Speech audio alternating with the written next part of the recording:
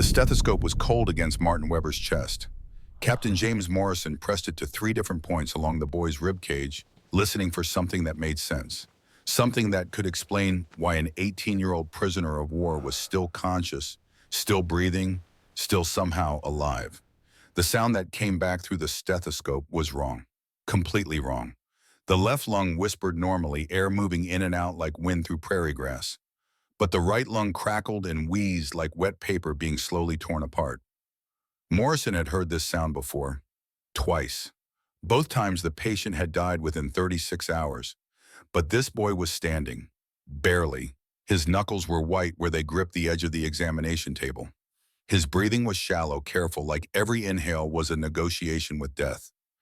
28 breaths per minute. Normal was 12 to 16. This boy's body was screaming for oxygen it couldn't get. Morrison lifted the stethoscope and looked at the prisoner's face. Pale, gaunt. Eyes sunken deep into the skull. The color of old newspaper left too long in the rain. He had seen hundreds of German prisoners in the 6 months since taking this posting at the Missouri camp. Young men and old men, officers and enlisted, some cocky, some terrified, most just exhausted and grateful the fighting was done. They arrived dirty but stable, underfed but walking, human beings who had simply been on the wrong side of history. This boy was different. Morrison switched to German. His accent was terrible, learned from a phrase book and sharpened through 6 months of medical interviews. But the words were clear enough. When did this happen? The boy's lips moved. One word. So quiet Morrison almost missed it. Transport. Transport. 3 weeks at sea from France to New York. Then another week by train to Missouri. 4 weeks traveling with a punctured lung. 4 weeks of every breath being a small miracle. 4 weeks of pain that should have killed him somewhere in the middle of the Atlantic Ocean. Morrison stepped back and looked at the intake form. Name: Weber, Martin. Age: 18. Height: 5'9". Weight. He read the number twice because it didn't make sense. 112 pounds. Morrison had weighed sacks of grain heavier than this boy. He did the math in his head. At 5'9", Martin should weigh at least 150 pounds. Probably more at 18 when the body was still filling out into manhood. That meant 38 pounds of missing body mass, not just fat, muscle, bone density, organ function. This wasn't simple malnutrition. This was a body that had been eating itself to stay alive. Morrison lifted Martin's shirt higher and stopped. Scars, dozens of them, thin white lines running horizontal across the boy's back and ribs. Some old, maybe a year or more. Faded into the skin like ancient roads on a map. Others fresh, still pink and healing. Still angry. These weren't combat wounds. Combat wounds were random. Shrapnel patterns, bullet holes. These scars were deliberate, organized, methodical. Morrison knew what they were. He had seen them once before on a sailor who had been flogged by a sadistic officer aboard a merchant vessel. But that was 1920s maritime brutality. This was 1944. This was supposed to be civilized warfare. He looked at Martin's face again. The boy's eyes were fixed on the floor. Not defiant, not ashamed, just empty. Morrison called for the interpreter. Corporal Heinrich Muller, German-American, born in Milwaukee to immigrant parents, spoke both languages like he was born twice. He arrived within 2 minutes, took one look at Martin, and his face went still. Sir, ask him where the scars came from. Muller spoke in German, soft, careful. The northern dialect that working-class families in the Ruhr Valley spoke. Martin listened, then answered. His voice was barely louder than breath. Muller translated. The scars are from beatings, not during combat, not during capture, during detention. He was held in a temporary camp in France for 2 months before being sent here. Overcrowded, undersupplied, guards who treated prisoners like cargo. Food was irregular. Discipline was violent. When he asked for medical attention after being struck in the chest during a punishment lineup, he was told to shut up and keep moving. Morrison felt something cold settle in his stomach. That's when the rib cracked. Muller asked. Martin nodded once. And the lung, another nod. Morrison looked at the boy again, really looked at him. 18 years old, born in 1926, the year Babe Ruth hit his 60th home run, the year Houdini died, the year America still believed the good times would last forever. This boy had grown up in the shadow of the Third Reich, had been taught to hate, had been taught to fight, had been taught that America was the enemy of everything good and pure in the world. And then he had been captured and sent to France and beaten and starved and left to die slowly in a camp run by the very people who were supposed to be on the side of civilization. Morrison made his decision in less than 5 seconds. He picked up the phone on the wall and dialed the camp hospital. I need an immediate transfer. Emergency. Probable hemothorax with spontaneous pneumothorax. Patient is 18 years old and has maybe 48 hours before complete lung collapse. Get me a bed and get me a chest tube kit. He hung up and turned to Mueller. Tell him we're moving him to the hospital. Tell him we're going to fix this. And tell him that whatever happened to him in France is over. He's in America now. Mueller translated. Martin's eyes flickered up to Morrison's face for the first time. There was no gratitude there, no relief, just confusion, like he couldn't quite believe what he was hearing, like he was waiting for the trap to spring shut. Morrison understood. Trust was a luxury this boy could no longer afford. Two guards brought a stretcher. They lifted Martin carefully like he was made of glass and carried him out of the intake building into the November afternoon. Other prisoners watched from behind the chain-link fence. Some recognized the look on Martin's face. They had seen it before in field hospitals and transport trains, and the moments before a body gave up. But Martin was still breathing. Barely, but breathing. The camp hospital was a converted warehouse. 10 beds, basic surgical equipment, a small staff of military physicians and nurses who rotated through POW duty. Most of them resented the assignment. Morrison had learned to be grateful. He had seen enough death in the Pacific before his transfer. Fixing broken bodies was better than making them. Martin was placed on a bed near the back window where the afternoon light came in golden and clean. Morrison began the full examination. Pulse, 104 beats per minute, weak and thready. Blood pressure, 90/60, dangerously low for someone still conscious. Temperature, normal. No infection yet. That was the only piece of good news. Morrison ordered an X-ray. The machine was portable, clumsy, used mostly for broken bones and shrapnel removal, but it would work. The image took 20 minutes to develop. When Morrison held it up to the light, he saw exactly what he had feared. The right lung had collapsed by approximately 30%. There was fluid in the pleural space. Dark shadows that meant blood and air were mixing together in a space that should have been vacuum sealed. Pneumothorax. Left untreated, the pressure would continue building. The lung would collapse further. And somewhere between 12 and 48 hours from now, Martin Weber would suffocate from the inside out. Morrison had performed this procedure exactly twice before in his career. Once on a sailor who had been stabbed in a bar fight in San Diego. Once on a Marine who had taken shrapnel at Guadalcanal. Both had survived. Barely. He prepped the equipment. A long, hollow needle, 15 centimeters of surgical steel designed to puncture through the rib cage into the pleural space. If he went too deep, he would puncture the lung again. If he didn't go deep enough, he wouldn't reach the fluid. The margin for error was 2 millimeters, maybe 3. Mueller stayed to interpret. Morrison explained what was about to happen. Every step, every risk, every reason why this was necessary. Martin listened. His eyes never left the needle. Is this going to hurt? Morrison paused. He could lie. He could say no. He could tell Martin that the local anesthetic would make it painless and easy and nothing to worry about. Instead, he told the truth. Yes, it's going to hurt, but it will save your life. Martin nodded slowly. Then he lay back on the bed and closed his eyes. Morrison marked the entry point between the 5th and 6th ribs, the intercostal space where the needle could slip between bone and reach the pleural cavity. He injected Novocaine, 30 seconds for it to take effect. Martin's breathing didn't change. Still shallow, still careful.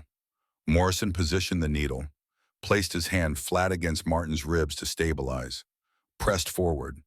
The needle penetrated skin, fascia, muscle, then the tough membrane of the pleura.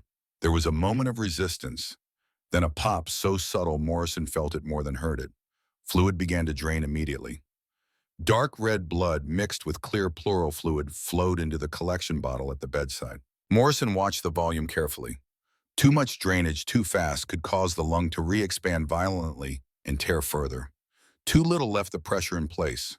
100 milliliters, 150, 200.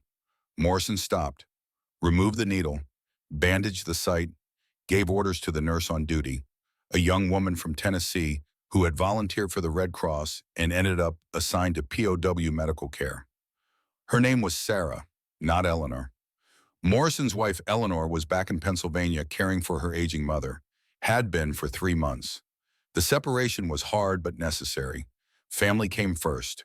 Martin would stay flat on his back for the next 6 hours. No movement, no talking, no sitting up. Oxygen through nasal tube, intravenous fluids for blood pressure, liquid diet only. Martin obeyed without question. Over the next 2 days, Morrison checked Martin's breathing every 4 hours. The lung was re-expanding, slowly, painfully, but consistently. The crackling sound in the stethoscope grew quieter. The boy's breathing rate dropped from 28 to 24 to 21. Still high, but better. Morrison ordered blood tests. The results came back 48 hours later. Severe anemia, red blood cell count 30% below normal, deficient in vitamin B and C, liver enzymes slightly elevated. Martin's body had been metabolizing its own muscle tissue for energy. He had been starving for months, maybe longer. Morrison wrote a detailed report, recommended extended medical observation, a controlled refeeding protocol, a formal investigation into conditions at the French detention camp. The report was filed. No investigation was launched. There were thousands of prisoners moving through the system. Martin was just one of them. The machinery of war had no time to pause for one 18-year-old boy. But Morrison didn't forget.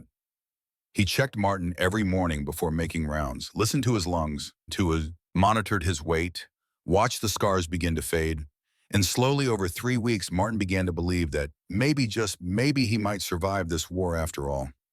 On the 3rd day, Morrison tried something different. He brought breakfast, not the usual liquid diet, real food, 3 strips of bacon, crispy, still warm from the kitchen, 2 scrambled eggs cooked in butter, a slice of white bread with strawberry jam, a cup of coffee with real cream and sugar. Martin stared at the tray like it was a hallucination. In the French camp, he had gotten watery soup once a day, sometimes twice if the guards were feeling generous. The soup was made from potato peels and whatever vegetables were too rotten to feed the guards. Sometimes there was bread. Usually it was green with mold. Martin had learned to scrape the mold off and eat it anyway because hunger was worse than sickness. But this tray, this breakfast, this was something from a dream. "Is this for me?" Morrison nodded. Martin looked at the bacon, then at Morrison, then back at the bacon. "It's a trick. You want to poison me or make me weak." Morrison understood. In the French camp, food had been a weapon, given or withheld based on the mood of the guards. Martin had learned that nothing was free. Everything came with a price. Morrison picked up one of the bacon strips from Martin's tray, bit into it, chewed slowly, swallowed. See, not poisoned, just breakfast. Martin still didn't move. Morrison set the bacon down and sat in the chair beside the bed. He didn't speak, didn't push, just waited. 3 minutes passed, then 5. Finally, Martin reached out and picked up the bacon, held it close to his nose. Inhaled. The smell of salt and fat and smoke. The smell of something that had been cooked with care instead of obligation. He took a small bite, chewed carefully. His eyes went wide. Then he started crying. Not sobs, not dramatic grief, just tears rolling down his face while he chewed. Silent, steady, like his body was releasing something it had been holding for too long. Morrison didn't ask why. He knew. Martin had forgotten that food could taste like this, that meals could be something other than survival, that eating could be an act of pleasure instead of desperation. The boy finished the bacon, then the eggs, then the bread, then the coffee, every bite slow and deliberate, like he was memorizing the taste. When the tray was empty, Martin looked at Morrison and spoke in broken English. 3 words, practiced from a phrase book. "Thank you, sir." Morrison nodded. "You're welcome." Over the next 2 weeks, Martin ate 6 small meals a day. The caloric intake increased gradually. 1,200 calories per day, then 1,500, then 2,000. His weight climbed, 114 pounds, 117, 122. The scars stayed, but the fear began to fade. On day 15, something changed. The breakfast tray arrived. Bacon, eggs, toast, the usual. But Martin didn't eat. He pushed the tray away and stared at the wall. Morrison was called in. He found Martin sitting up in bed, arms wrapped around his knees, breathing fast and shallow again. Not from pain, from panic. "What's wrong?" Muller translated. Martin spoke quietly, haltingly, like the words were being pulled from somewhere deep. In France, the strong prisoners were chosen for labor details. They picked men who looked healthy, who could work hard, and when those men couldn't work hard enough, they were beaten. Over and over until they were too weak to be chosen again. Being weak was armor. Being strong was a target. If I eat too much, if I get too healthy, someone will hurt me again. Morrison listened. Then he pulled the chair close to Martin's bed and spoke slowly, clearly, giving Muller time to translate every word. "The rules have changed. You're not in France anymore. Here, no one hits you for being strong. No one punishes you for being healthy. Here, survival means healing, not hiding.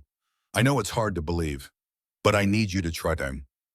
Martin looked at him, really looked at him, searching Morrison's face for the lie, for the trap, for the catch. He didn't find one. 3 days later, Martin started eating again. By day 28, he weighed 131 pounds. His lung function was at 90%. His red blood cell count had climbed to 75% of normal. He could walk without assistance, stand without dizziness, breathe without pain.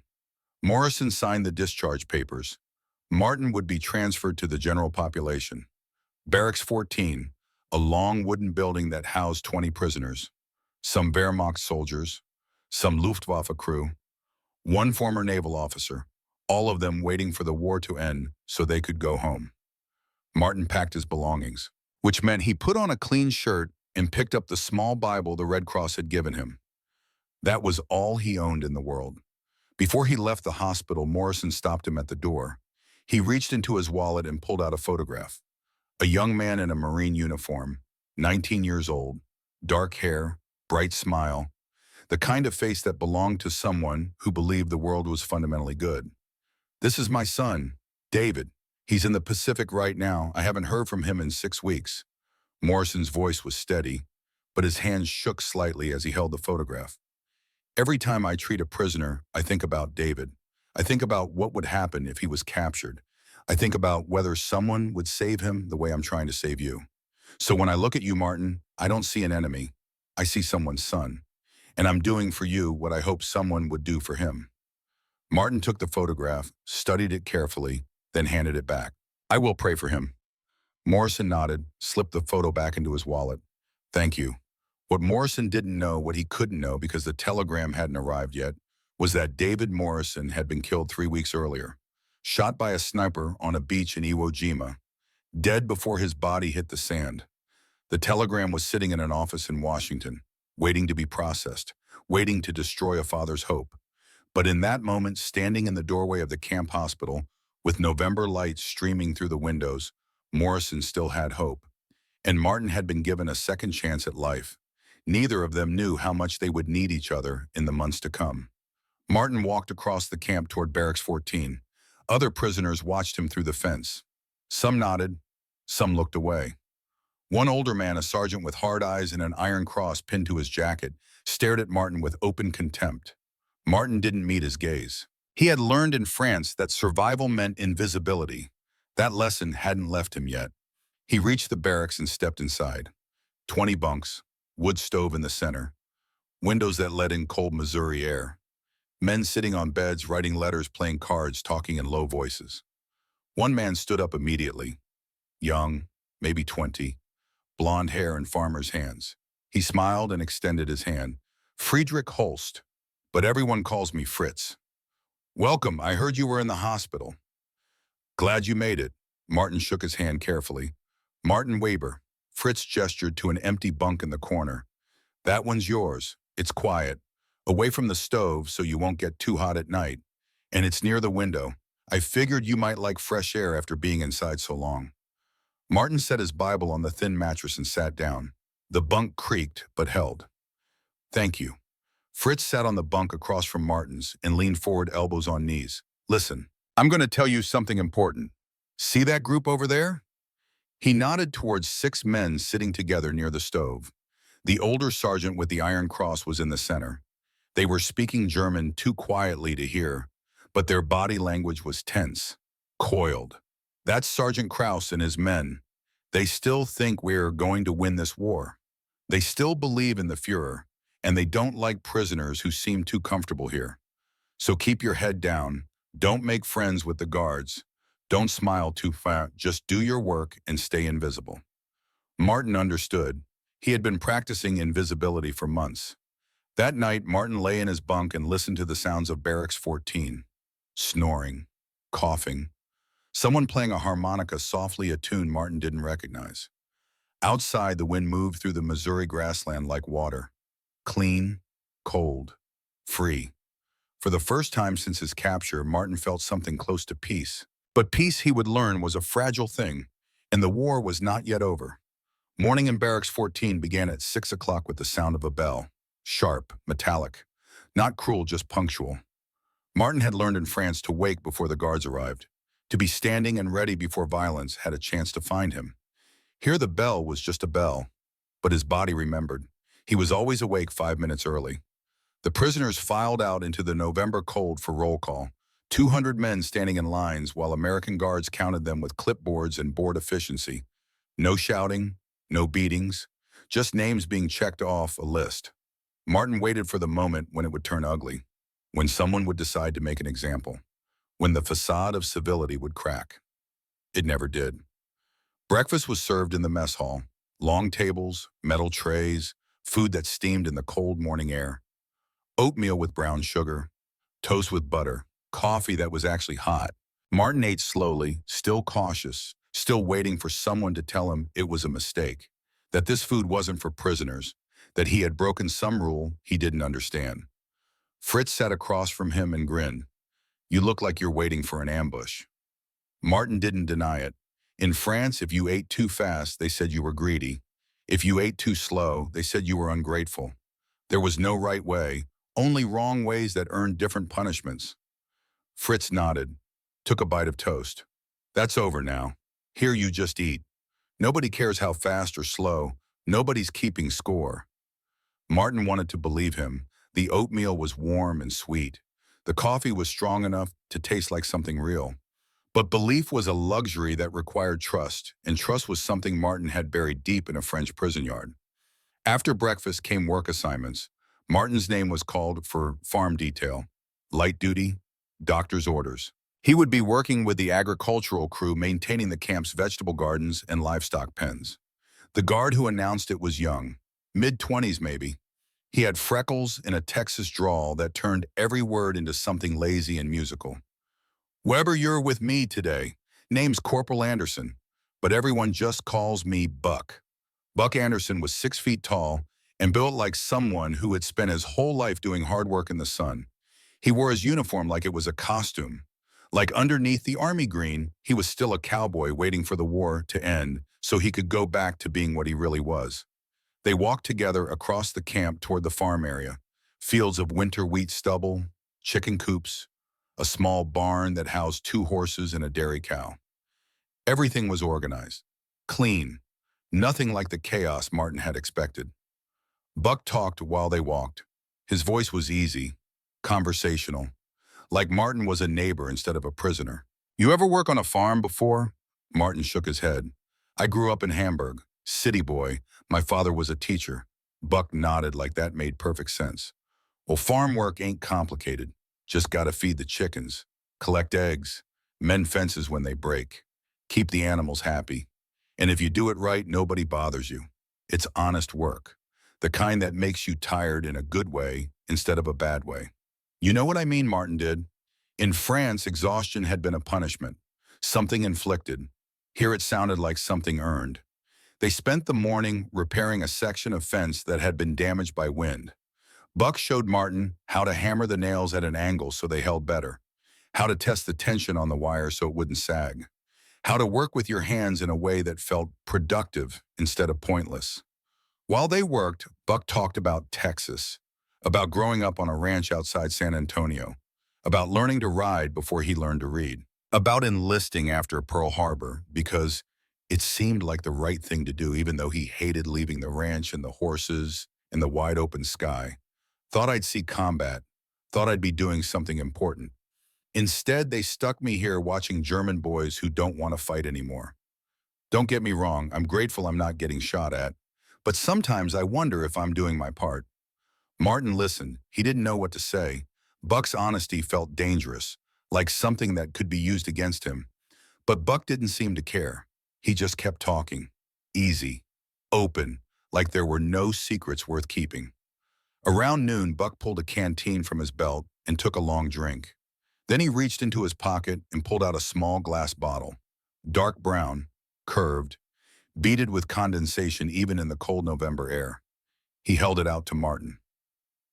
You ever had a Coca-Cola? Martin stared at the bottle like it was some kind of puzzle. He had seen advertisements, pictures in magazines that the Red Cross brought to the camp. Happy families drinking from bottles just like this one. But he had never held one, never tasted it. What is it? Buck grinned. Son, that's America in a bottle. Sweet, fizzy, cold as a creek in January. Go on, try it. Martin took the bottle carefully. It was heavier than he expected. The glass was slick with moisture. He tilted it back and took a small sip. The fizz hit his tongue first. Sharp, aggressive, like tiny needles of carbonation. Then came the sweetness. More sugar than he had ever tasted in one mouthful. It burned down his throat in the best way possible. Cold and hot at the same time. Strange and wonderful and completely unlike anything he had ever experienced. He looked at Buck with wide eyes. This is what Americans drink. Buck laughed, full and loud. The kind of laugh that didn't have room for cruelty. Every day if we can get it, some guys prefer coffee or beer. But me, I'll take a Coke over just about anything. Makes life taste better, you know. Martin took another sip, slower this time, savoring it. If this is what America tastes like, maybe we were fighting the wrong side. He said it without thinking. The words just came out. And for a moment, Martin froze, waiting for Buck to get angry, waiting for the mask to drop, waiting for the punishment. Instead, Buck just slapped him on the shoulder. Hell, son, maybe you were. They finished the fence in the afternoon. By the time they walked back toward the barracks, Martin's hands hurt in a way that felt good, productive. His body was tired, but not broken. And somewhere in the back of his mind, a small voice whispered that maybe, just maybe, this place was different. That night, Fritz brought something to Martin's bunk. A magazine. Life. The cover showed an American family at Thanksgiving dinner. Turkey, potatoes, children laughing. Everything warm and golden and perfect. The nurses pass these around sometimes. I thought you might want to look. Martin took the magazine and flipped through the pages. Photographs of American life. Factories, cities, farmland, baseball games, movie theaters, women in fashionable dresses, men in suits reading newspapers on park benches. Everything looked clean, prosperous, free. This was the enemy he had been taught to hate. The mongrel nation with no culture. The land of materialism and moral decay. But looking at these photographs, all Martin saw were people living. Really living. Not surviving, not enduring. Just existing in a world where meals were regular and children played without fear. Fritz leaned over and pointed to a photograph of a cowboy on horseback. Desert landscape, mountains in the background, wide open sky. No, that's what Buck probably looked like before the war. You can tell he's not made for this. He's made for that. Martin studied the photograph. The cowboy's face was turned away from the camera, but his posture was confident, easy, like he and the horse and the land were all part of the same thing. Like freedom was something you could wear like a hat. Do you think they would let me try? Try what, riding a horse? Fritz raised an eyebrow. You'd have to ask Buck, but I bet he'd say yes. Americans are strange that way. They'll teach you things just for the hell of it, like they forget you're supposed to be the enemy. Martin closed the magazine and set it carefully on the small shelf beside his bunk. That night, he dreamed of open fields and animals that trusted you and skies so big you could disappear into them without ever feeling lost. 3 days later, Buck asked Martin if he wanted to learn to ride. They walked to the small barn after the morning work was done. Inside, two horses stood in their stalls. One was old and gray, the other was younger. Brown, strong shoulders, and intelligent eyes. This here's Dusty. He's a good horse, patient. Won't throw you unless you do something real stupid. You ever been on a horse before? Martin shook his head. In Germany, only rich people had horses. I only saw them in parades. Buck nodded. Well, every man ought to know how to ride, especially if he's going to spend time in Texas. Come on, I'll teach you. Buck showed Martin how to approach Dusty from the side, how to let the horse smell your hand, how to speak quietly so the animal knew you weren't a threat. Then he demonstrated how to mount. Left foot in the stirrup, right leg swinging over, settling into the saddle like you belonged there. Your turn. Martin stepped forward. His hands were shaking slightly, not from fear, from anticipation. Dusty turned his head and looked at Martin with one large, dark eye. Patient, waiting. Martin put his foot in the stirrup, pulled himself up, swung his leg over, and suddenly he was sitting 6 feet off the ground on a living, breathing creature that could throw him at any moment. Buck handed him the reins. Hold these like you're holding a bird, firm enough it can't fly away, gentle enough you don't crush it. And just give him a little kick with your heels, not hard, just enough to say hello. Martin did. Dusty started walking, slow, steady, around the paddock in a circle. And for the first time since his capture, Martin felt something he had forgotten existed. Joy. Pure, uncomplicated. The kind of happiness that doesn't need a reason. He was sitting on a horse in Missouri in the middle of a war, and nothing about it made sense, but it felt right anyway. Like this was what life was supposed to be. Movement, purpose, freedom even inside the boundaries of a fence. Buck walked beside them, calling out instructions. Sit up straight. Don't pull too hard on the reins. Let the horse feel your weight. Trust him, and he'll trust you. After 20 minutes, Buck helped Martin dismount. Martin's legs were shaking. His back hurt. His hands were stiff from gripping the reins too tightly, and he was grinning like an idiot. How'd it feel? Martin looked at Buck, then at Dusty, then out at the Missouri grassland rolling away toward the horizon. Like I'm free, even though I'm a prisoner. Buck smiled, adjusted his hat against the afternoon sun. Son, you're not really a prisoner here. You're just on vacation from a war you didn't start. Make the most of it. That night, Martin told Fritz about riding Dusty, about the feeling of being above the ground, about how Buck had treated him like a student instead of an enemy, about how strange and wonderful it was to learn something just because someone wanted to teach it. Fritz listened.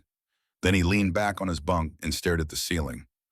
I worked in a factory before the war, 12 hours a day, 6 days a week, making parts for machines I never saw completed. Never rode a horse, never drank Coca-Cola, never tasted bacon cooked the way they cook it here. Sometimes I think we lost the war. But we won something else. What's that? We discovered what life could be like. Real life, not Hitler's version, not the propaganda about glory and sacrifice. Just ordinary life, where people eat good food and teach each other things and don't beat you for asking questions. Martin thought about that, about the 3 strips of bacon, about the Coca-Cola, about Dusty's patient eyes and Buck's easy laugh, about Captain Morrison saving his life because that's what doctors did even for enemies. Fritz was right. They had lost the war, but they had found something else, something that didn't have a name yet, something that felt like hope. The next morning at breakfast, Sergeant Krause was waiting. He didn't say anything, just watched Martin from across the mess hall. His face was hard, judgmental, the kind of expression that said he had already decided you were guilty and was just waiting for the evidence to catch up. Martin felt Fritz tense beside him. Ignore him. He's been watching everyone, looking for traitors, people who are getting too comfortable here. What does he want? To remind us we're still German, that enjoying this place is a betrayal, that we should be suffering to honor the fatherland. Martin looked down at his oatmeal. It was warm, sweet, exactly the same as yesterday, but suddenly it tasted like guilt. Fritz leaned closer and lowered his voice. Don't let him get in your head. Krause is fighting a war that's already over. He just doesn't know it yet. But Martin couldn't shake the feeling. Krause's eyes followed him all through breakfast, all through roll call, and later when Martin was working in the garden pulling up dead tomato vines, he looked up and saw Krause standing at the fence, watching, always watching. That afternoon, Buck brought Martin a radio, small, battery-powered, Army issue. He set it on the fence post and turned the dial until music came through the static. Jazz, horns and drums and a piano that danced through the melody like water over stones. You like music, Martin had never really thought about it. In Germany, music had been marching songs, propaganda set to melody, designed to make you feel proud and obedient and small all at the same time. But this music was different. It was happy, genuinely happy. No agenda, no message, just people playing instruments because it felt good. I've never heard music like this. Buck leaned against the fence and closed his eyes. Let the music wash over him. That's jazz. Born in New Orleans, made by black folks who took all the pain and struggle and joy of being alive in America and turned it into something beautiful. Some people hate it, say it's immoral or corrupted or whatever. But me, I think it's the most honest music ever made. It doesn't lie, it just is. They worked in silence for a while. The music played. The afternoon sun moved across the sky, and Martin felt something shift inside him. Something he couldn't name yet. But it felt like understanding, like seeing the world from a different angle and realizing that everything you had been taught was wrong. That evening, Martin wrote a letter home, his first letter since capture. Fritz helped him with the German words he had forgotten, helped him find a way to say, "I'm alive," without explaining everything that had happened to keep him that way. Dear Mother, I don't know if this letter will reach you. I don't know if you're still in Hamburg, but I have to treat. I was captured in Normandy. I am in America now, in Missouri. They treat us well here. There is food, there are beds, there are doctors who save lives instead of taking them. I am safe. I will come home when the war ends. Please tell Anna I love her. Please know that I think of you every day. Your son, Martin. He didn't mention the punctured lung, didn't mention France, didn't mention the beatings or the starvation or the moment when he thought he would die on a transport ship in the middle of the Atlantic. He just told her he was safe because that was all that mattered. That was the only truth that would let her sleep at night. Fritz took the letter to the Red Cross station the next morning. It would take months to arrive. Maybe it wouldn't arrive at all. But Martin had said the words, had put them on paper, had sent them out into the world like a prayer. On Sunday, there was no work. The prisoners were allowed to organize activities. Some played soccer, some held prayer services, some just sat in the sun and wrote letters or read books from the camp library. Buck found Martin sitting alone near the barn. Dusty was in the paddock grazing peacefully. The November air was cold, but the sun was warm. Martin was reading the Life magazine Fritz had given him, studying the photographs like they were maps to a country he didn't understand yet. Buck sat down beside him. You settling in okay? Martin nodded. It's different here. Good different, but different. Buck picked up a piece of grass and put it between his teeth. Cowboy habit. Can I ask you something? And you don't have to answer if you don't want to. Okay. Did you believe in it? The Nazi stuff? The hate, the superiority, all that? Martin was quiet for a long time. The question deserved a real answer. Not the easy one. When I was young, maybe 10 or 11, I believed what everyone told me. That Germany was special. That we had been wronged. That we deserved to be great again. It made sense when you were a child. It made you feel like you belonged to something important. But then I got older, and I started seeing what that greatness actually meant. The neighbors who disappeared. The fear in my father's voice when he talked about politics. The way people stopped asking questions. And by the time they sent me to fight, I didn't believe anymore. But I went anyway. Because what choice did I have? Buck nodded slowly. I get that. Most of the prisoners here are like you. Just boys who got caught up in something bigger than themselves. That's why I don't mind teaching you to ride or sharing a Coke. Because I figure if we can treat each other like human beings now, maybe we can stop making the same mistakes later. They sat in silence for a while. Dusty wandered over to the fence and pushed his nose against Martin's hand. Martin scratched behind the horse's ears, the simple pleasure of touching something alive and warm and trusting. Buck stood up and stretched. You know what I think, Martin? I think you are going to be okay. I think whatever happened to you before you got here tried to break you, but it didn't. You're still here, still learning, still trying to make sense of it all. That's the hardest kind of strength there is. Martin looked up at him. Thank you for everything, for teaching me, for treating me like I matter. Buck tipped his hat. That's the whole point, son.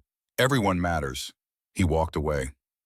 Martin watched him go, watched the easy confidence in his stride, the way he belonged to this land like it had been made for him. And Martin thought about Hamburg, about narrow streets and gray skies and the constant feeling of being watched, about rules that changed without warning, about fear that lived in your stomach like a stone.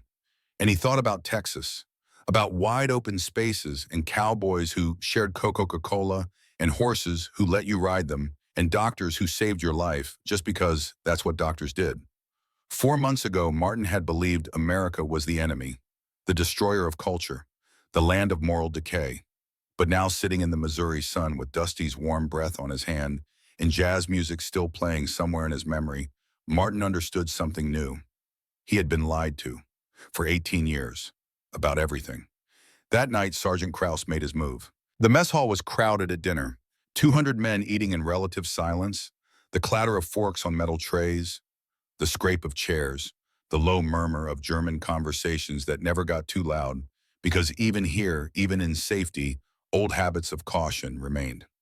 Martin was halfway through his meal when Krause appeared. The sergeant didn't approach directly. He never did. Instead, he walked past Martin's table slowly, deliberately, his boots heavy on the concrete floor.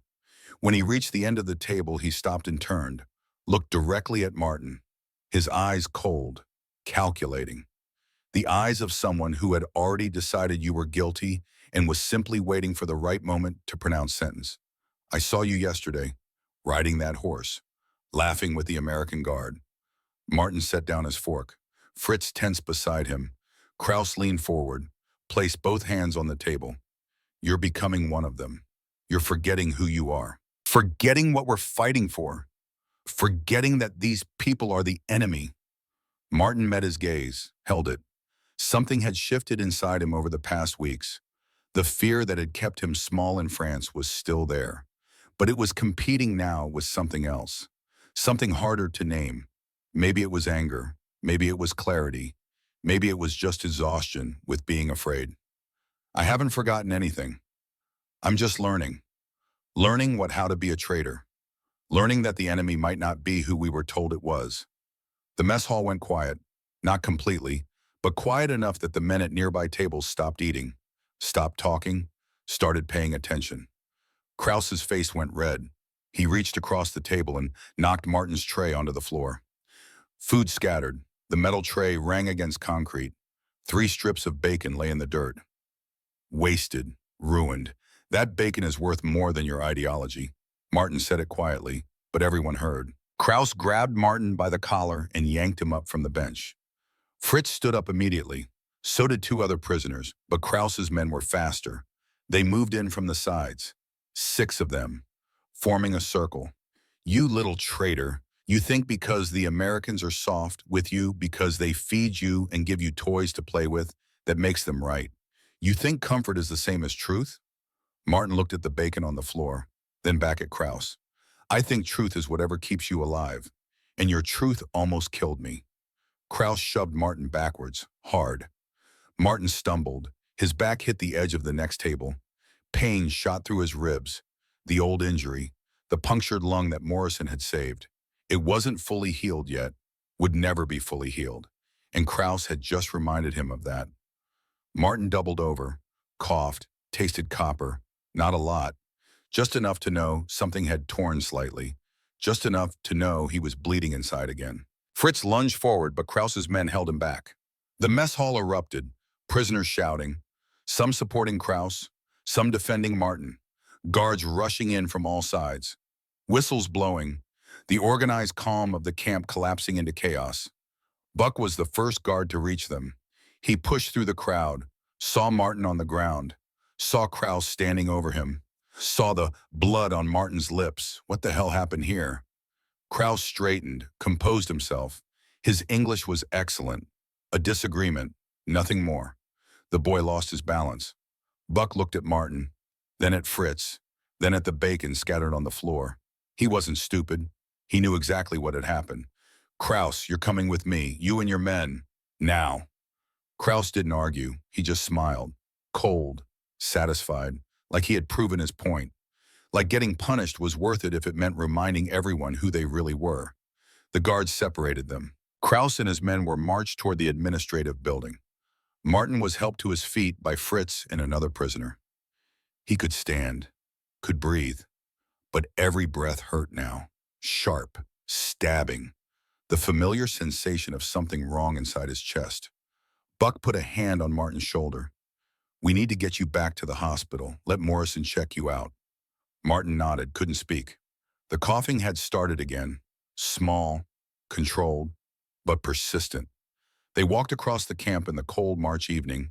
The sun was setting, streaks of orange and purple across the Missouri sky. Beautiful, indifferent to human violence. Martin focused on breathing, on putting one foot in front of the other, on not collapsing until they reached the hospital door. Morrison was in his office when they arrived. He looked up, saw Martin's face, saw the blood. His expression went from tired to alert in half a second. What happened? Fight in the mess hall. Another prisoner pushed him. I think he might have re-injured the lung.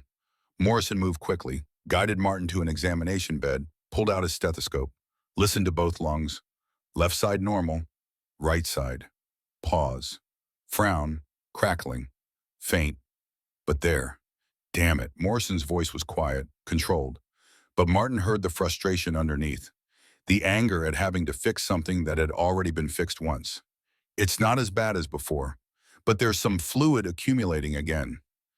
You're going to need to stay here overnight, maybe longer, and no more physical altercations. Your lung can't take it. Martin nodded. Morrison looked at Buck. What started it? Sergeant Kraus, one of the hardliners, doesn't like prisoners getting too friendly with Americans. Thinks it's a betrayal. Morrison's jaw tightened. I'll file a report. Kraus will be transferred to another barracks, isolated from the general population.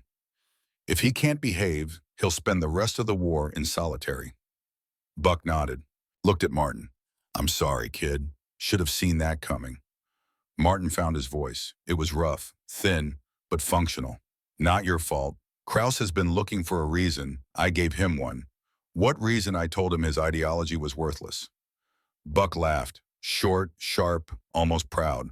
Well, can't say you're wrong. He left. Morrison prepared an IV drip, antibiotics, pain medication, fluids to keep Martin hydrated while his body worked on healing itself again. While they worked, neither of them spoke, but the silence was comfortable. The silence of two people who had been through this before and knew the routine.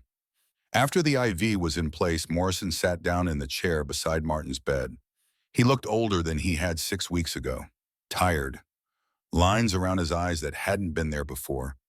His hands were steady, but his shoulders were slumped, like he was carrying something heavy that he couldn't put down. Martin, can I ask you something? Of course. Why did you stand up to Kraus? You could have just kept your head down, stayed quiet, avoided all of this. Martin thought about the question, about the bacon on the floor, about Dusty's patient eyes, about Buck sharing his Coca-Cola like it was the most natural thing in the world, about Morrison saving his life because that's what doctors did, because staying quiet in France almost killed me, because I spent 2 months invisible and it didn't protect me, because maybe the only way to survive is to stop pretending you don't exist. Morrison nodded slowly, like Martin had just said something important. You're braver than you think. I'm not brave, I'm just tired of being afraid. Morrison stood up, walked to the window, looked out at the darkening camp. Lights were coming on in the barracks. Guard towers illuminated against the night sky. Everything organized, everything under control, everything except the chaos inside human hearts. I got a telegram 3 weeks ago. Morrison's voice was different now, hollow, like he was speaking from somewhere far away. My son David, the one I showed you the picture of, he was killed at Iwo Jima, shot by a sniper, died instantly. They said he didn't suffer. But that's what they always say, isn't it? Martin went still. The IV drip counted seconds. Drip, drip, drip. Morrison didn't turn around, just kept staring out the window. I saved you. I performed that procedure. I pulled 200 milliliters of blood and fluid out of your chest cavity, and I kept you alive.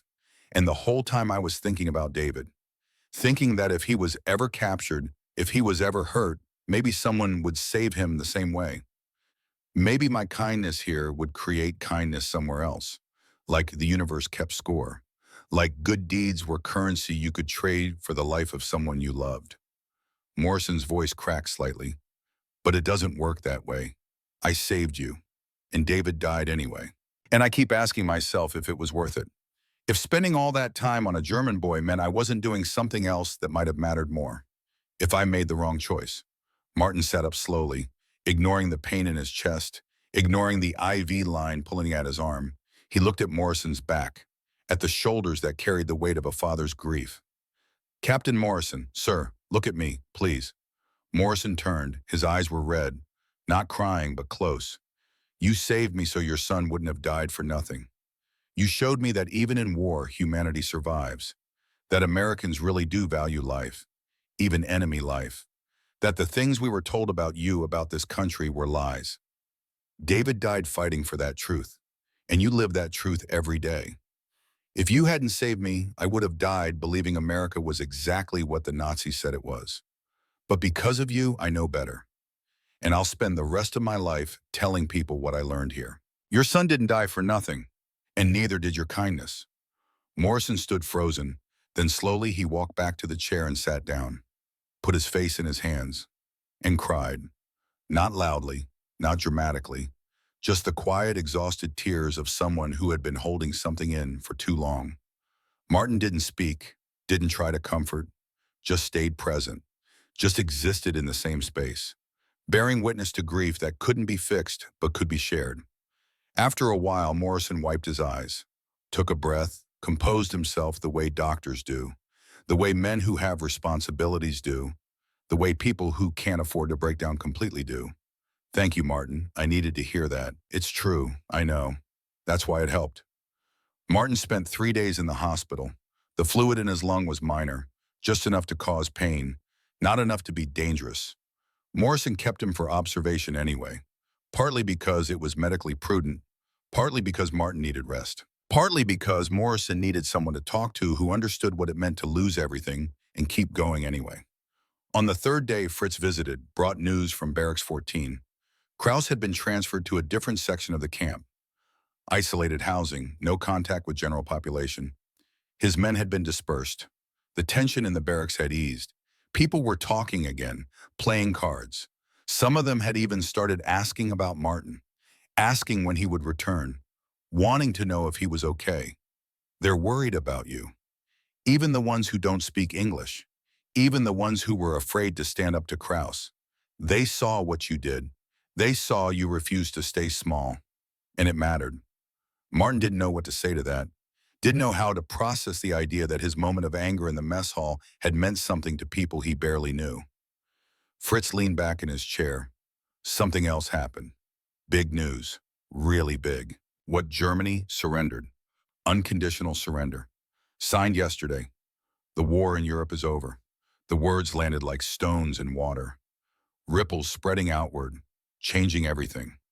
Martin tried to understand what it meant. The war was over. Germany had lost.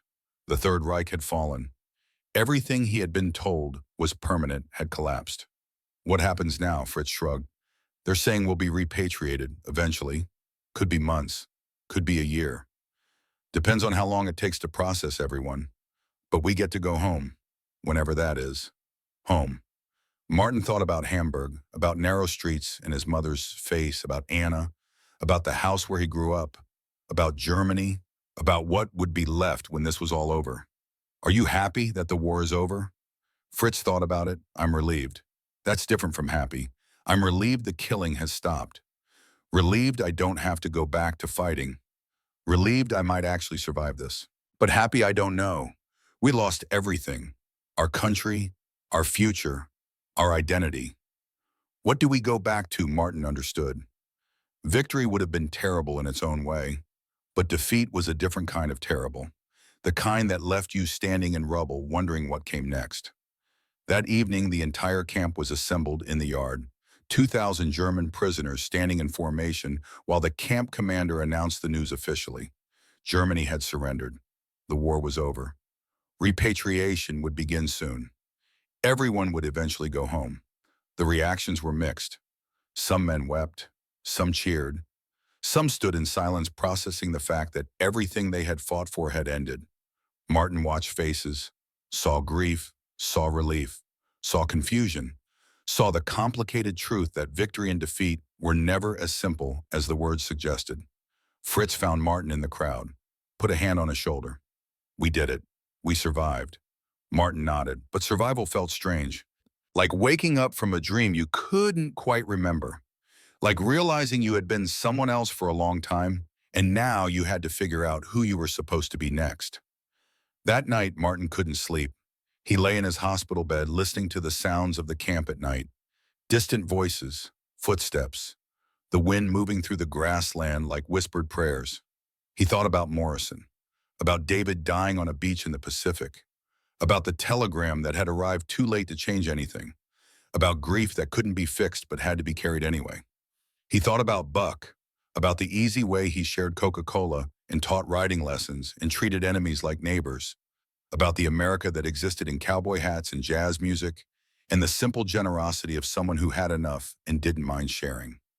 He thought about Krauss, about ideology that demanded loyalty even when it destroyed you, about the men who would go home still believing, still defending, still unable to admit that maybe, just maybe everything they had been taught was wrong. And he thought about himself, about the boy who had left Hamburg believing in German superiority, about the soldier who had fought for 2 weeks before being captured, about the prisoner who had been beaten and starved and left to die, about the patient who had been saved by an enemy doctor, about the student who had learned to ride horses and drink Coca-Cola and see the world differently. He was all of those people, and none of them, and someone new who didn't have a name yet. 2 weeks later, Martin was released from the hospital, fully healed, again. Morrison signed the discharge papers, shook Martin's hand, held it for a moment longer than necessary. Eleanor had just returned from Pennsylvania. Morrison's mother-in-law had passed peacefully. Now Morrison and his wife could grieve together, for her mother, for their son, for the future they had imagined. Take care of yourself, Martin. And remember what I told you about David, about why this mattered. I will. I promise. Martin walked back to Barracks 14. Fritz greeted him with a grin and another magazine. More pictures of America. More images of a life that seemed impossible from inside a prison camp, but felt real now. Felt like something you could touch if you just knew how. The next 3 months passed in a strange rhythm. Work detail, meals, letters home that might not arrive. Waiting, always waiting, for news, for orders, for the paperwork that would eventually send them back across the Atlantic to whatever remained of Germany. In June, Buck brought Martin back to the barn, let him ride Dusty one more time. They circled the paddock slowly. No words, just the sound of hooves on dirt and wind through grass and two people who had somehow become friends despite every reason not to. When Martin dismounted, Buck handed him something wrapped in cloth. Inside was a cowboy hat, old, worn. The leather sweatband stained dark from years of use. Can't let you go home without a piece of Texas. Martin held the hat like it was fragile, precious, a symbol of something he couldn't quite name, but knew he would carry forever. Thank you for everything, for treating me like I mattered. Buck nodded. That's the whole point, son.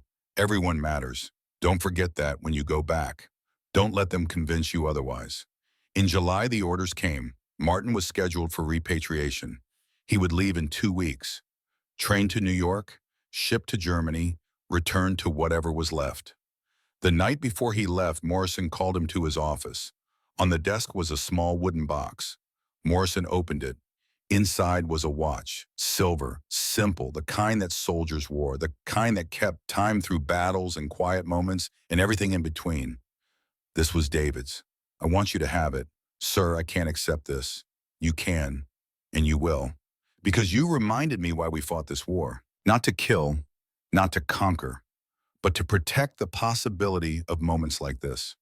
where enemies become friends, where cruelty gives way to kindness, where a German boy and an American doctor can sit in a room together and recognize each other as human beings. David would want you to have this, and I need you to carry it, to remember. Martin took the watch, fastened it around his wrist. It was too big, but he would grow into it. I'll take care of it, I promise. And I'll tell people about you, about America, about what I learned here. I'll make sure your son's sacrifice meant something. Morrison stood, extended his hand. Martin shook it. And then, because words weren't enough, they embraced. Two men who had saved each other in different ways. Two men who would carry each other forward into whatever came next. The train left the next morning. Martin stood on the platform with 50 other prisoners waiting to board. Fritz was with him. Buck was there too, and Morrison standing back. Watching. When the train pulled away, Martin looked out the window. Watched Missouri disappear. Watched the grassland and the sky and the wide open spaces that had somehow given him back his life. He touched the watch on his wrist, felt the hat in his bag, tasted the memory of bacon and Coca-Cola and freedom that came from being treated like a human being instead of a number. The war was over. But Martin's story was just beginning. The ship arrived in Bremerhaven 3 weeks later, August 1946, more than a year since Germany's surrender. Martin stood on deck as the German coastline came into view. Gray, broken, nothing like the country he remembered. Fritz stood beside him. Neither spoke. What was there to say? They were going home. But home no longer existed. The port was chaos. Thousands of repatriated prisoners being processed through makeshift stations. American and British military police checking papers. Red Cross workers handing out information packets about displaced persons camps and reconstruction efforts. Everything efficient, everything organized, everything except the faces of the men who had finally made it back. Martin received his discharge papers, a temporary identity card, 50 Reichsmarks that were nearly worthless due to inflation, and a train ticket to Hamburg, or what remained of Hamburg. Fritz was being sent to Munich. They embraced at the station, held on longer than was comfortable, because they both knew this might be goodbye forever. Take care of yourself, and remember what Buck said. That everyone matters. Fritz smiled, nodded, then he was gone, disappeared into the crowd of men trying to find their way home. Martin boarded the train alone. The journey took 3 days, not because Hamburg was far, but because the railway infrastructure had been bombed so thoroughly that trains had to take circuitous routes through undamaged sections. Martin watched Germany pass by the window. Destroyed cities, cratered fields, refugees walking along roads with everything they owned on their backs. This was the fatherland he had been taught to love, the 1,000-year Reich that was supposed to bring glory to the German people. It had lasted 12 years and left nothing but rubble. The train pulled into Hamburg Hauptbahnhof on a gray afternoon. The station was partially destroyed. Half the roof was gone. Pigeons nested in the exposed rafters. Martin stepped onto the platform and looked around. He didn't recognize anything. The Hamburg of his childhood had been a city of tall buildings and busy streets, a port city full of commerce and culture. What he saw now was a wasteland. 70% of the city had been destroyed by Allied bombing. Operation Gomorrah in 1943 had killed 40,000 people in a single week, created a firestorm that melted asphalt and turned entire neighborhoods into ash. Martin walked through streets that used to have names.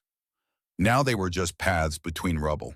He passed women digging through debris, children playing in bomb craters, old men sitting on broken furniture in front of buildings that no longer had walls. He reached his old neighborhood, Rothenbaum Chaussee, a street that had once been lined with elegant houses.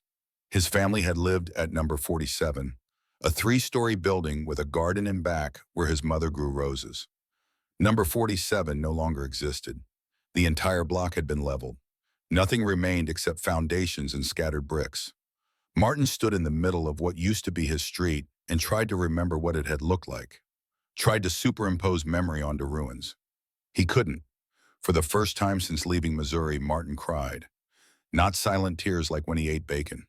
This was different, deeper. The kind of crying that comes from losing something you can never get back. Childhood. Home. The belief that the world makes sense. A woman's voice interrupted him. German, tired.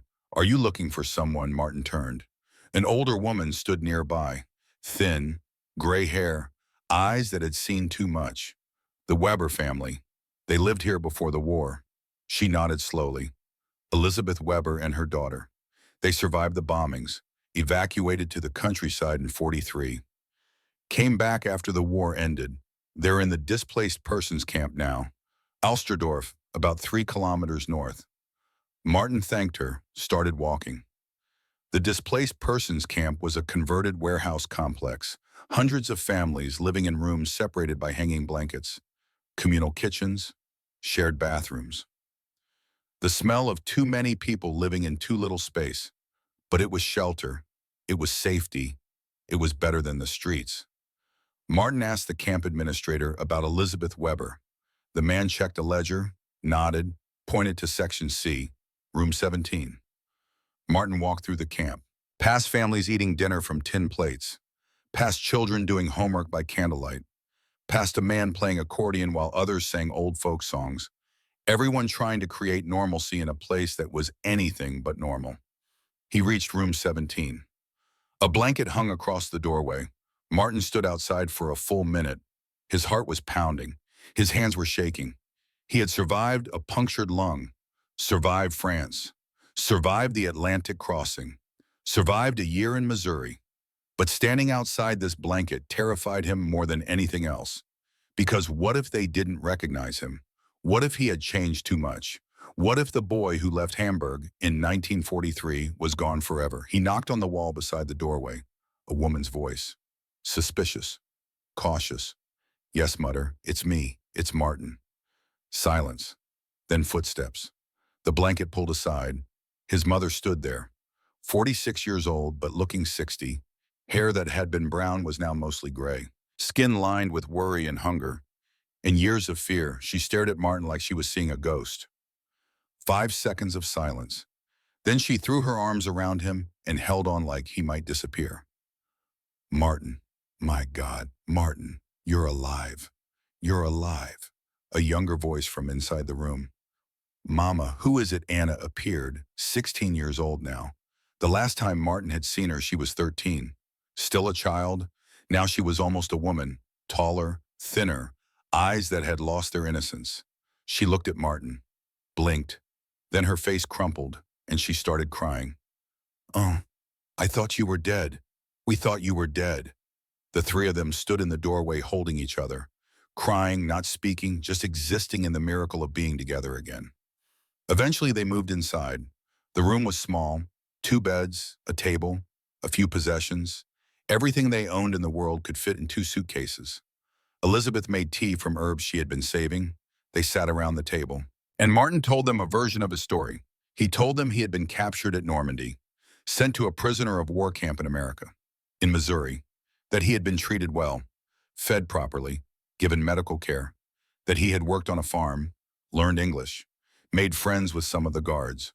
What he didn't tell them was about France, about the beatings, about the punctured lung, about thinking he would die on a transport ship, about Morrison and David and the weight of grief that saved his life, about the moment he realized everything he had been taught about America was a lie.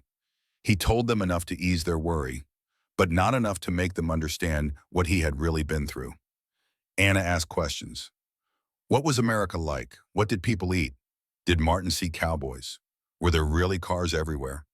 Her questions were innocent, curious. She wanted to know about a country she had only read about in books.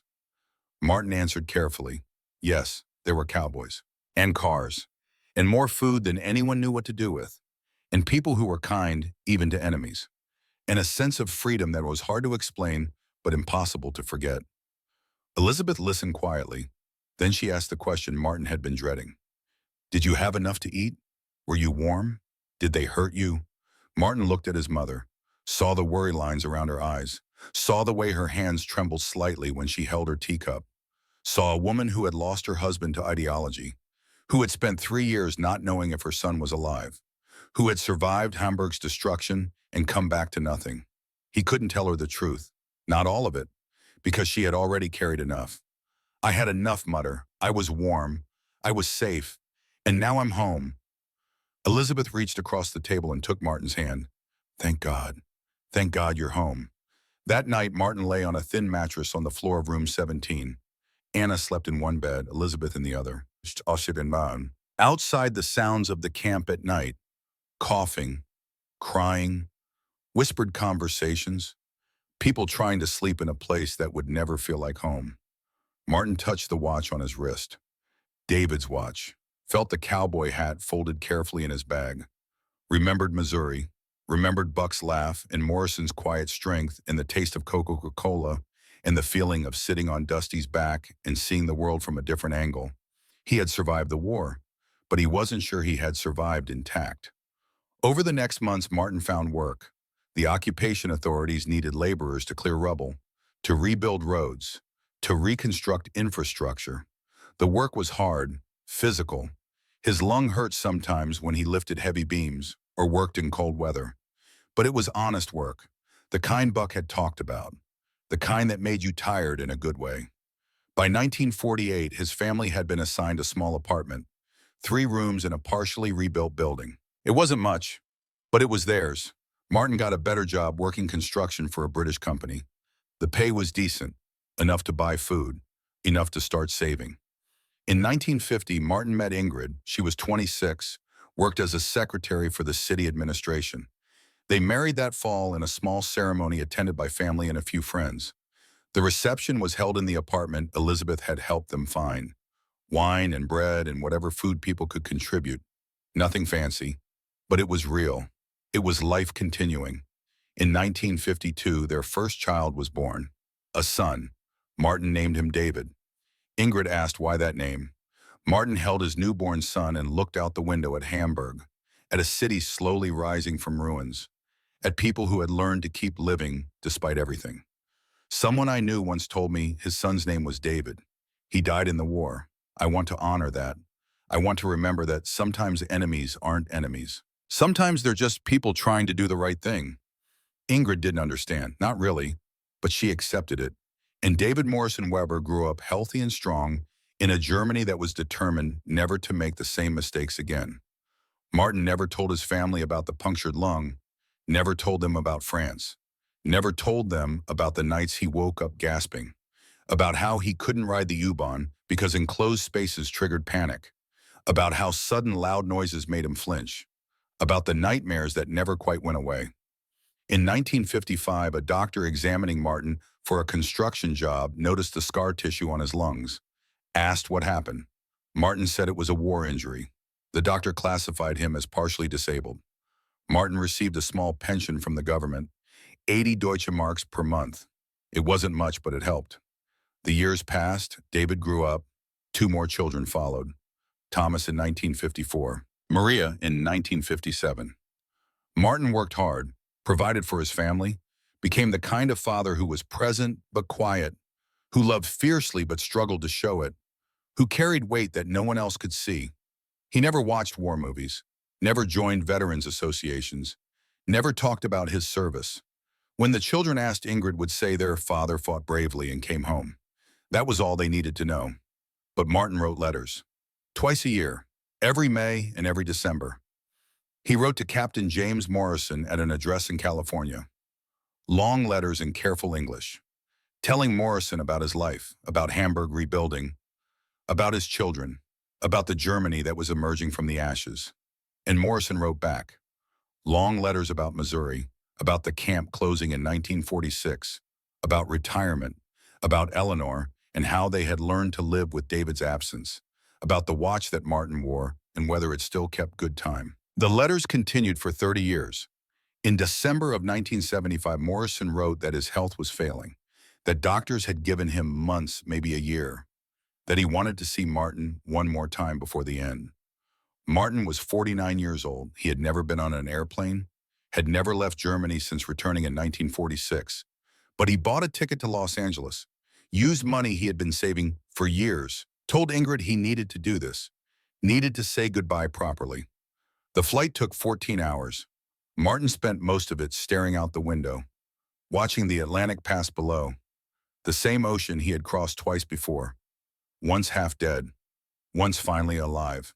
Los Angeles shocked him, so much sun, so many cars, So much space, it was overwhelming in a way Missouri never had been. But it was also familiar. This was the America he remembered. Big, confident, moving forward. Morrison was living in a retirement home in Pasadena. Martin took a taxi from the airport, arrived in the late afternoon. The facility was nice, gardens, palm trees, nothing like the camp hospital in Missouri, but somehow it felt similar. The same sense of people waiting for healing or for the end. A nurse led Martin to Morrison's room. The door was open. Morrison sat in a wheelchair by the window. Thinner than Martin remembered, frailer, but the eyes were the same, sharp, kind. Seeing more than most people did, Morrison, the old doctor, turned, looked at Martin, and smiled. Martin, my God, you came. You actually came. Martin crossed the room, knelt beside the wheelchair. Morrison reached out with a shaking hand and touched Martin's face. You look good, son. You look alive. Because of you, sir. Because 30 years ago you decided a German boy's life was worth saving. Morrison smiled. I didn't just save your life, Martin. You saved mine. After David died, I wanted to give up. But seeing you recover, seeing you become someone who mattered, it reminded me why we fought the war. Not to kill, but to protect the possibility of moments like this. They talk for hours about their families, about the years between letters, about the weight of carrying memories no one else understood, about what it meant to survive when so many hadn't. As the sun set, Morrison asked Martin to make a promise. Tell your children, tell your grandchildren, tell them about America, the real America, not the propaganda, not the politics, the America that fed you bacon when you were starving, that gave you Coca-Cola when you'd only known water, that taught you to ride horses and play music and see that enemies were just people on the other side of history's mistakes. I promise, sir. They already know. My son David, I tell him every day. Morrison's eyes filled with tears. You named your son David. Martin nodded. After your son, so his name would continue. So someone would remember that he died for something that mattered. Morrison put his face in his hands and cried. Martin stayed with him, bearing witness, the way Morrison had borne witness to Martin's suffering 30 years before. 3 weeks later, Morrison died peacefully in his sleep. The funeral was small. Eleanor had passed 2 years earlier. David had no siblings, just a few friends from the medical community, and Martin, who flew back from Hamburg to say goodbye. At the service, Martin spoke, told the gathered mourners about a doctor who had saved an enemy's life, because that's what doctors did, about a man who lost his son but refused to lose his humanity, about kindness that transcended war and politics and everything that tried to make people forget they were human. He didn't cry, couldn't cry. The grief was too big for tears.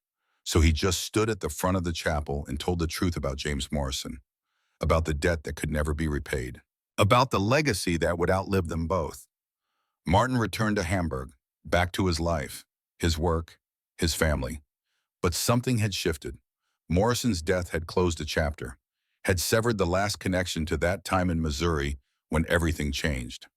Martin worked until 1986, retired at 60, spent his days with Ingrid, with his 7 grandchildren, building things, fixing things, teaching Thomas's son how to use a hammer properly, how to measure twice and cut once, how to take pride in work done well. He never rode another horse, never drank another Coca-Cola, never wore the cowboy hat Buck had given him except when he was alone in the apartment and Ingrid was out shopping. Then he would put it on and stand by the window and remember Texas. In November of 1992, Martin suffered a heart attack. Massive, sudden. He was 66 years old. The doctor said it was quick, that he didn't suffer. That's what they always say. The funeral was held at a church in Hamburg. 200 people attended. Family, friends, co-workers, people whose names Martin had never learned, but whose lives he had touched through small acts of kindness that echoed what he had learned in Missouri. David Morrison Weber gave the eulogy. My father never talked much about the war. He would tell us small things, that he was captured, that he was sent to America, that he was treated well. But there was always more to the story, something he kept to himself, something too big to share. I didn't understand until I found his letters. After he died, my mother gave me a box. Inside were hundreds of letters, Letters to a man named Captain James Morrison. Letters that told the real story about a boy who almost died, about a doctor who saved him, about discovering that everything you believed was wrong, about learning that kindness matters more than ideology, about enemies becoming brothers. My father named me after David Morrison, a Marine he never met, whose father saved my father's life. And through me, through my children, that legacy continues.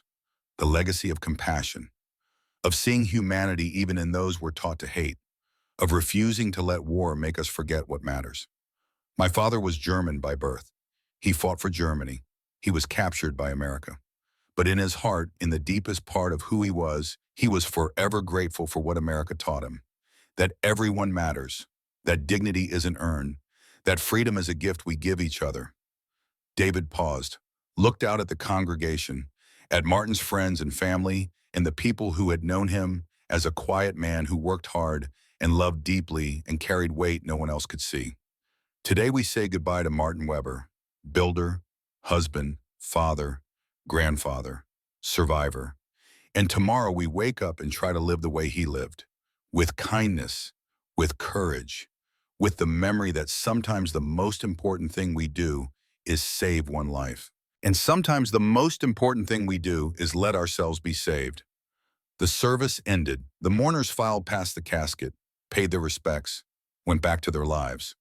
But in a small church in Hamburg, a story ended that had begun in Missouri 48 years earlier. A story about a punctured lung and 3 strips of bacon, about a cowboy and a doctor and a horse named Dusty, about discovering that America wasn't what the propaganda said, about learning that enemies were just people, about surviving when you shouldn't have, and about carrying that survival forward as a gift to everyone who came after. Martin Weber was buried in Ohlsdorf Cemetery. The headstone was simple, his name, his dates, and one line in English that David insisted on. Everyone matters, 3 words, Buck's words, the lesson Martin had carried from Missouri to Hamburg, from war to peace, from enemy to friend, from boy to man, 3 words that meant everything. Years later, Martin's granddaughter found the cowboy hat in a trunk, old, worn, mysterious. She asked David what it was. He told her about Texas, about a guard named Buck who treated prisoners like human beings, about a gift given across enemy lines, about legacy. She tried it on, too big, but she wore it anyway. Walked around the house pretending to be a cowboy. Her grandmother Ingrid watched and smiled. She had never fully understood Martin's connection to America, but she understood that it mattered, that it had shaped him, that it had made him who he was. And in that moment in a Hamburg apartment 70 years after the war ended, the legacy continued. Stories passed down, lessons remembered. The simple truth that Buck Anderson had spoken on a farm in Missouri. Everyone matters, son. That's the whole point. Martin Weber learned that lesson, carried it, lived it, and passed it on. That was his victory, not surviving the war, but surviving it with his humanity intact, with the capacity to see enemies as people, with gratitude for those who saved him, with humility about his own story. He never considered himself a hero. Heroes did extraordinary things. Martin had simply done what was necessary, survived, rebuilt, loved his family, worked hard, treated people with dignity, remembered those who showed him kindness.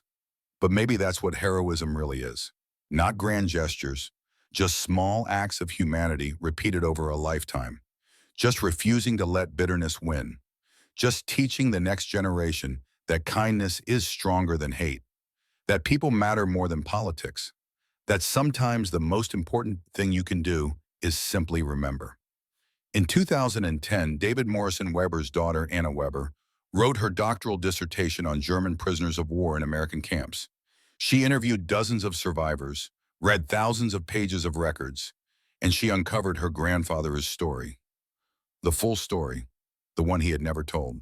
She found Morrison's letters, found military records of Martin's treatment, found documentation of Barracks 14 in Sargent and Krause, found records of Buck Anderson's service, found photographs of the Missouri camp. She wrote about it all, published it as a book, dedicated it to Martin Weber and James Morrison, 2 men who proved that even in war, humanity survives. The book sold modestly, a few thousand copies.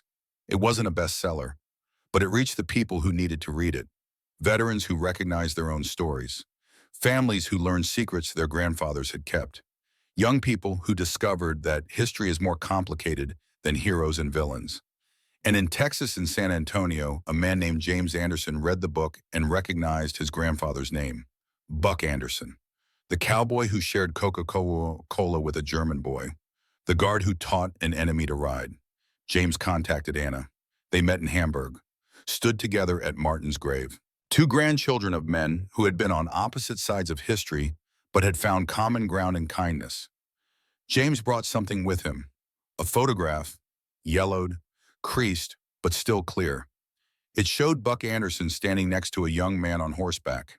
The young man was thin, pale, but smiling, really smiling, like he had discovered something worth living for. "That's your grandfather, isn't it?" Anna looked at the photograph, at Martin's face, at an expression she had never seen in family photos. Not haunted, not carrying weight, just happy, free, alive. "Yes, that's him. Grandpa Buck kept this photo his whole life.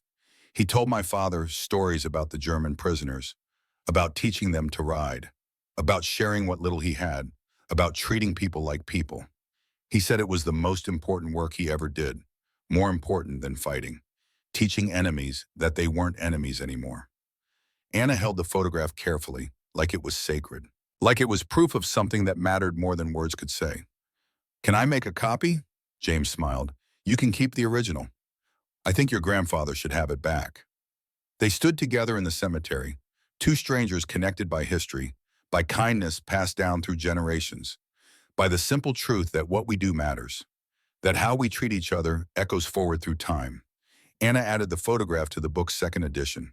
On the cover, Martin on Dusty, Buck beside them, two men who should have been enemies, who chose friendship instead. The second edition sold better than the first, found its way into classrooms, into discussions about war and peace and what it means to be human when everything around you is inhumane. And somewhere in all of that, Martin's story became more than just his story. It became a reminder that kindness matters, that dignity matters, that seeing people as people matters, that everyone matters. That's the whole point. And that's the legacy Martin Weber left behind. Not medals or monuments, just a life lived with integrity, just gratitude for those who saved him, just passing on what he learned to anyone who would listen. 3 strips of bacon, 1 bottle of Coca-Cola, a horse named Dusty, a watch that kept time, a cowboy hat worn in private, letters exchanged for 30 years, a name passed to a son, a story finally told. That's how you win a war, not by destroying the enemy, but by discovering they were never really the enemy at all. Just people caught on the other side of history's mistakes. Just boys trying to survive. Just humans trying to make sense of a world gone mad. Martin Weber understood that. James Morrison understood that. Buck Anderson understood that. And because they understood it, because they lived it, because they passed it on, their legacy survived, not in history books or monuments, but in quiet acts of kindness, in choosing to see humanity in unexpected places, in refusing to let hate win. That's the breath of freedom. Not just surviving, but surviving with your soul intact, with the capacity for gratitude, with memory that honors those who saved you by trying to save others in return. Martin Weber breathed that freedom, carried it from Missouri to Hamburg, lived it for 46 years, and when he died, he passed it on. Not to everyone, not to the world, just to his family, to his children, to anyone willing to listen to a story about bacon and cowboys and doctors who save enemies, because that's what doctors do. That's enough. That's more than enough. That's everything. The story of Martin Weber, who survived a punctured lung, who learned that America was different than propaganda said, who discovered that enemies were just people, who carried that lesson home, who lived it quietly, who passed it on. That's the story. That's the truth. That's what matters. Everyone matters, always has, always will. That's the whole point.